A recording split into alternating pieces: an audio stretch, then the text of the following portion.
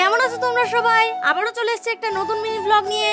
তো আমরা এখন মেলায় যাচ্ছি, আর মেলায় ঢুকতেই দেখি কত মানুষের ভিড়। আমাদের এখানে প্রতি বছর রথের মেলা 10 দিন ধরে চলে, আর এবার যেন রথের দিনগুলোতে বৃষ্টি একটু বেশি পরিমাণে হচ্ছিল, তাই আমি এবার মাত্র 2 দিন মেলা ঘুরতে গেছিলাম। মেলায় দেখার জিনিস একই হলেও আমার প্রত্যেক দিন মেলা ঘুরতে বেশ ভালোই লাগে। আর বৃষ্টির কারণে মেলার মাঠে প্রচুর কাদা জমেছিল, আর এই কাদা ঠেলেই আমাদেরকে এক একটা দোকান ঘুরতে হচ্ছিল।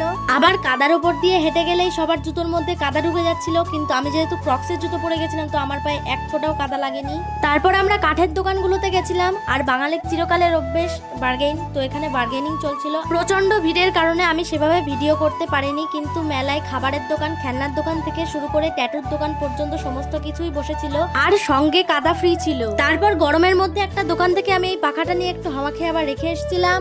আর এখানে কাদাটা একটু অতিরিক্ত ছিল, তো আমরা এই পারেই দাঁড়িয়েছিলাম, আর মা কাকে গিয়েছিল ওই পারের থেকে জিনিসপত্র কিনতে। তারপর হঠাৎ ঝুমঝুমিয়ে বৃষ্টি চলে আসে, আর আমরা বাড়ির পথে রওনা দিচ্ছি। তোমরা আরো পরবর্তী মিনি ব্লগ দেখার জন্য চ্যানেলকে সাবস্ক্রাইব করে দিয়ে যেও। বাই।